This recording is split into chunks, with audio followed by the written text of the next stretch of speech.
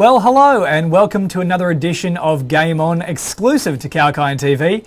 I'm James Preston, and in this episode we preview the NRL Grand Final with league legend Michael Buettner. The Bulldogs become the first NRL team to mandate vaccinations. Adam Santarossa takes us through the world of football, and in sports business, the world of crypto and sports continues to become intertwined. But let's begin with sports news. The NRL Grand Final is set to occur this Sunday, October 3, between the Penrith Panthers and the South Sydney Rabbitohs. In a piece of history, the match will be played outside of New South Wales for the very first time, and to get the lowdown, I caught up with rugby league legend Michael Buettner. Well, the NRL Grand Final has arrived, and it promises to be an incredible match between the Penrith Panthers and the South Sydney Rabbitohs. And one man who knows all about playing in the competition's biggest match is Michael Buettner, who featured for the Parramatta Eels in the 2001 Grand Final. Butts, great to have your company for Game On. James, an absolute pleasure, and thanks for your time. Now, Butts, there's still a lot of uncertainty around the game itself. We've had NRL CEO Andrew Abdo today suggesting the possibility that it might be postponed. What do you make of the move? Where can we go from here for the Grand Final? Look, I think it'd be really sad if we got to this point where we actually have to postpone or the game needs to be moved. I just think, look, I know we're going through tough times, and I know that Queensland have done an amazing job in allowing the competition to run, as have the NRL. But look, I just think we've just got to get it done. Let's make it happen. If we've got 6, 10, 12 cases, you know what, let's just get this game to happen. The players deserve this, the fans deserve it, and you know what? It's the first and possibly the only time that it's ever going to be played outside of New South Wales. It certainly it won't be happening for another 20-odd years unless another COVID-type incident occurs. But, you know, I think we just got to get it happening. And, mate, my fingers are crossed. I just hope that there's no last-minute pull-outs from the Queensland government. Yeah, it'll be a nervous couple of days wait, that's for sure. If it does go ahead, how do you see the match playing out? Where do you think it'll be won for either side? Look, I think the Rabbitohs, with their, the way they've attacked in recent months, they've obviously showed that they've got this attacking flair about them on the back of Cody Walker and what he's been able to produce. I think if it comes into a shootout in terms of points being scored, I have no doubt that South will come out ahead. If the Panthers, and what they've proven over the last couple of weeks is defensively, they have grown this sense of resilience within their defensive line, this wall that they've created. And I think if it comes down to a arm wrestle type contest, then I think that's where Penrith will get on top. And they've been hardened over the last 2 weeks in terms of their previous contests against Parramatta and Melbourne, where they've proven they can play that type of game. Scoring a maximum of 2 tries in those games. So that's not going to be an issue for Penrith. Whether South can go with them, if it does get into that dog type contest, that'll be the biggest test for South. But no doubt that South will want to be front runners, get off to an early start, score a couple of tries, and if they do that, they might just run away with it. Well, look, 2 very contrasting styles there. I'll leave this for you. Who do you think wins it, and who claims the Clive Churchill medal? Look, I think if Penrith go on to win it, and I think they probably have got enough to do so. I don't know whether they've got enough points in them to score, but I think their defence will be good enough to combat this South Sydney attack. So if Penrith do win, I think it'll be on the back of either Nathan Cleary or Isaiah Yeo. I think he has been in outstanding form over the last month. In fact, he's been in great form over the last 2 years, but in particular, his leadership has, gone through the roof, and I think he's been outstanding. If it is to be the Rabbitohs, then I think Cody Walker, it'll be on a Cody Walker man of the match performance, who will just stand up and deliver, probably have 3 or 4 try assists, maybe score a couple himself, but he will be well and truly in the thick of it. And one thing I do know about Cody Walker, no matter how the contest eventuates, he will definitely be in the thick of it. Yeah, he's never too far away from the action, whether Latrell Mitchell is there partnering more. As we've now seen, Blake Taaffe has just been fantastic for them too. You mentioned Isaiah Yeo there as well, obviously winning the Dally M Lock of the Year, Nathan Cleary the Halfback of the Year. So some great stories in this one. Probably the other fantastic story, just before I let you go, is Benji Marshall. Now, do you think that he'll play on next season if he gets the win, or will he just ride out on a high? Look, you know what, to be honest with you, I was fortunate enough. I played with Benji. Well, sorry, he was fortunate enough to play with me at the West Tigers back in 2003 and 2004. And, mate, look, I only had 2 years with him. The only two things I taught him to do was how to step and how to flick pass. And I think he did okay. He's made a pretty decent career out of those two things. Look, to be honest with you, I think he has been he's been an outstanding player and a great ambassador for the game. I'd love to see him go out a winner because I think he truly deserves it. Not that matters, because there's plenty of players in our game who have deserved to go out premiers or to win a premiership, and that hasn't happened. But he has added so much value to that South Sydney side in 2021 that if he does go out a winner, I think he just needs to step back and go, you know what, I've had an amazing career. Just take it for what it is and just focus on the next chapter of his life, because he doesn't need to be going out there getting bashed week after week. He can focus on a media career, which is going to be fantastic for him, focus on his family, because he's given so much to the game and he's given so much joy to the game of rugby league. And, you know what, I look at it, the likes of a Blake Taaffe, who, you know what, he's playing with one of his heroes.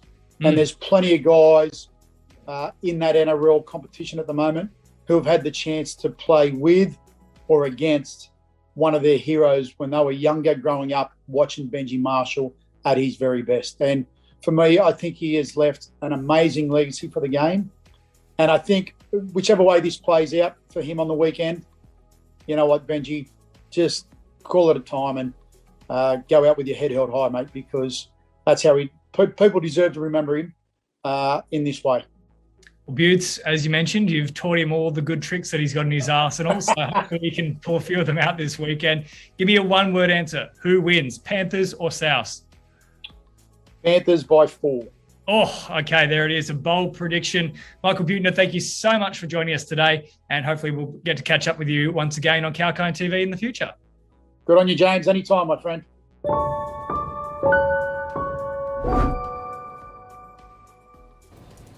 Yeah, fingers crossed the NRL Grand Final can still go ahead this Sunday. And still with Rugby League, the Melbourne Storm were defeated by the Penrith Panthers in that preliminary final, but the pain hasn't stopped there.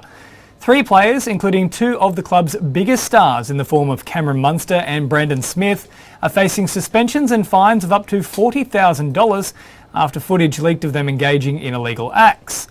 It's believed the pair and fellow player Chris Lewis ingested illicit substances, and the NRL Integrity Unit is currently investigating the situation.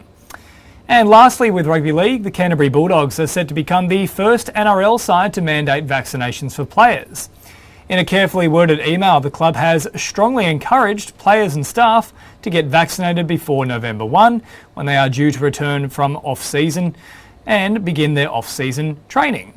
If players and staff do not adhere to the wishes of the club, they could face the cancellation of their contracts, especially as being fully vaccinated is set to become a requirement for interstate travelling, NRL players included, into the 2022 season. With players and staff needing to travel interstate for close to a quarter of the season, they would run the risk of not being able to be available for enough matches and potentially placing their contracts in jeopardy. Chairman of the Australian Rugby League Commission, Peter V'landys, has also suggested vaccinations could be made mandatory within the code before the 2022 season. Time now for a short break before we catch up with Adam Santarossa to talk football.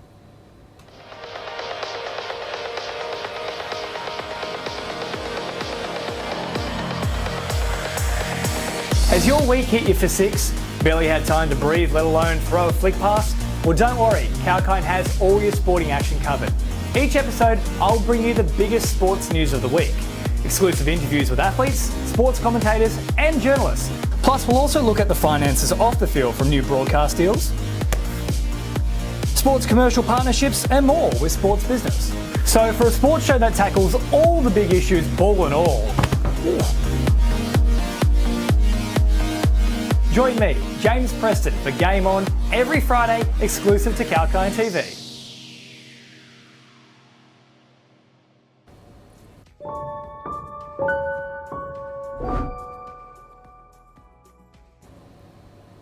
Welcome back to Kalkine TV. I'm James Preston and you're watching Game On, your one-stop shop for all things sport.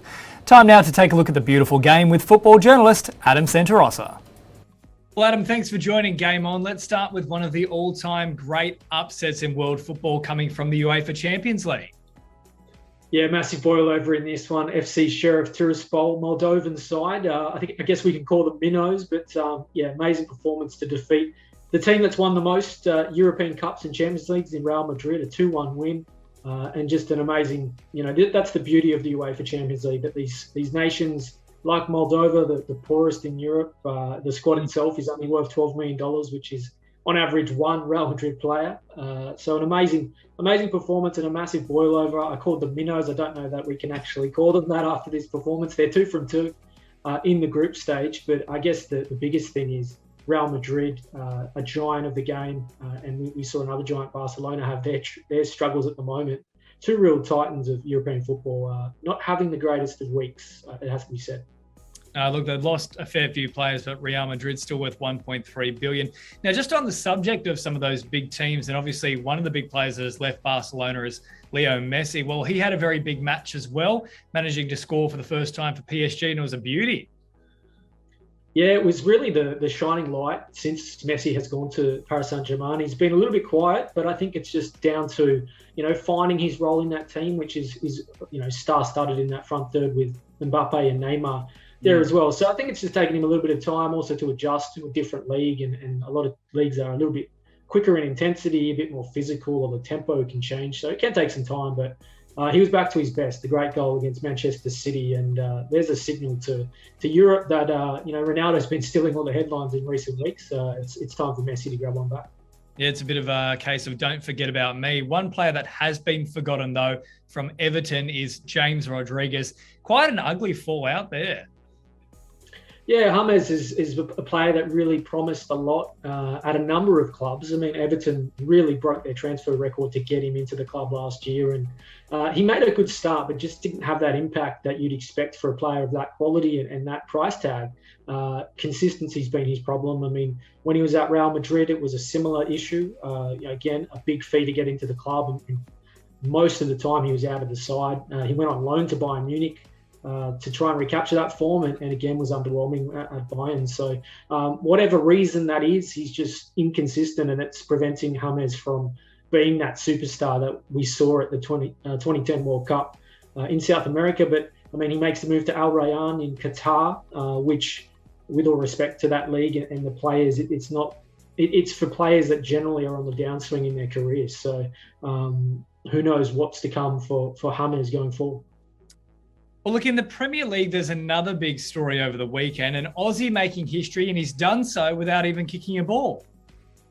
Yeah, name familiar to those that follow the A-League in Australian football. Jared Gillett made his debut, the first ever international referee in the Premier League, and he took charge of Watford and Newcastle, and he made some headlines. I think largely the feedback was that he had a pretty good game, but he did have to step in and deny Watford a win. Courtesy of the VAR there in the dying stages. So he was in the headlines, but largely for the right reasons. But really good story for Australian football. He made the move to the UK last year, and he spent some time officiating in those lower leagues. But I guess now he's made that step, and hopefully he can stay there. I mean, it's been a little bit disappointing when you look at Australia's involvement in the Premier League. He's now just Jared Gillett as a referee. We don't have any players now playing in the competition, but I mean, it's a great sign of the health of Australian football in general. When you look at, Ange Postecoglou's manager of Celtic, Jared Gillett officiating in the Premier League. So it's not just our players, around the world plying their trade. It's also our managers and our officials, and we have really punch above our weight in that sense as well. So it's really good to see. Well, let's not discount either Kevin Muscat also doing some great work over in Japan. And you just touched on there as well about the A-League and Australian players. Well, let's finish on somewhat of a strange note here. The A-League's got a new logo. It's rather bizarre. I don't think it's a particularly good logo at all. It doesn't look attractive to me. And off the back of it, they're also now facing a potential lawsuit. I mean, what is going on here? Why the change, and what do you make of it? Yeah, I mean, this is part of a larger sort of rebrand refresh for the game. They've moved away from Fox Sports, who have been the broadcaster for the entirety of the competition to this point. They're now with Paramount Plus, CBS, and the people in charge see it as a chance to just refresh the league and refresh the branding, which I think the overall idea and everything we've seen so far, maybe besides this logo, has been positive, and I'm all for. It didn't really strike me when I first saw it. I was a bit disappointed and thought, what's really the point of it? But in terms of the larger refresh, I think is needed, and I think I'm definitely on board with what they're doing and the mindset going forward. They've refreshed the competition too. It's called the A-Leagues now, so we don't have the W League, the Y League, or the A-League. It is all under that A-Leagues umbrella, and it's the A-Leagues men's, women's, and youth. So it's really the first sporting code in the country to make that step, which is a positive for football. So, but in terms of the logo, as you said, it's interesting. I'll say that. But there's an Adelaide building company that has the exact same stylized A in their logo. So it's funny, and it's obviously had some people pointing some fingers and laughing at the game. But I think, from a legal standpoint, that's not trademarked. That company has not trademarked it, so that's why the A-League are free to use it. But it takes me back to, there was a similar one a few years ago where the Gold Coast City Council rebranded, and basically it was Gold Coast full stop, because everything you need on the Gold Coast is there. So it's just the Gold Coast full stop. They put a full stop at the end of the Gold Coast name, and that was their rebrand. But it turned out Singapore had the exact same logo and stylized font and everything. So this isn't the first time that a marketing company have been caught out like that. But yeah, as I said, not ideal. It's again, people are laughing at the game in some respects, but the overall rebrand and this overall new look and feel, I think, is much needed, and I'm on board with that. I think that's the right move to get some more eyes back onto the A-League. Look, I just wish we could do a bit more due diligence checks about whether we're ripping off from Adelaide, or whether it's the Gold Coast Council taking it from Singapore. I'm sure you didn't expect to be running through a basic sort of legal concept in this show today, Adam, but thank you so much for your time. Always very entertaining. Well, Adelaide Building Construction have been onto it, trying to get as much publicity out of it as possible. So, I tip the hat to them. But yeah, I think, look, once the football gets going, I don't think we'll be talking about the logo too much, hopefully. Look, they'll probably tip their hard hat back to you. Adam, thank you so much for your time today. Yeah, anytime.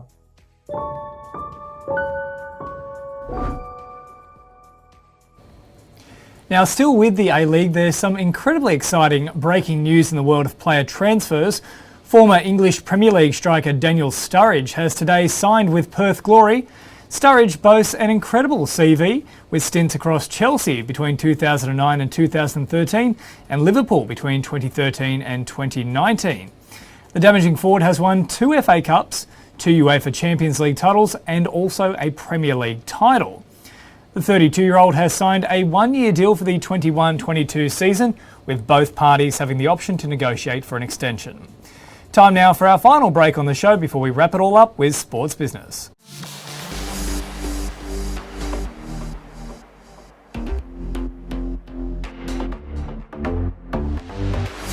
Hi, I'm Sage, and get ready to take the crypto ride with me on Kalkine TV. Watch the Crypto Buzz every Tuesday and join the excitement at Kalkine TV. From Bitcoins to NFTs to Dogecoin and DeFi, we have updates about everything around these digital currencies. Understand the investing rationale and the risks involved in the space with me, Sage, on Crypto Buzz. Keep watching Kalkine TV.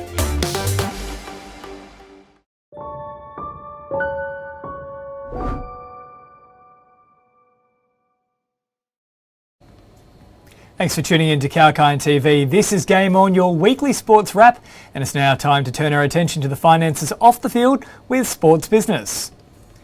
On Thursday, September 28, the Ultimate Fighting Championship, better known as the UFC, signed a large-scale agreement with ready-made meal provider Icon Meals, in which the mixed martial arts entity will gain equity in the Texas-based company. Icon Meals will become the official meal delivery partner of the UFC and will collaborate with UFC on new nutritional support services to assist UFC athletes during their fight camp and fight week stages of preparation. The deal also means Icon Meals will be named presenting partner of UFC Fight Night weigh-ins for the US-based events and will also have a branded presence at the UFC Performance Institute in Las Vegas. The world of crypto, and more specifically non-fungible tokens, continues to poke its nose into sport. A new trading cards business launched by sports retailer Fanatics has raised $350 million in fresh capital from new and existing investors to achieve a valuation of $10.4 billion.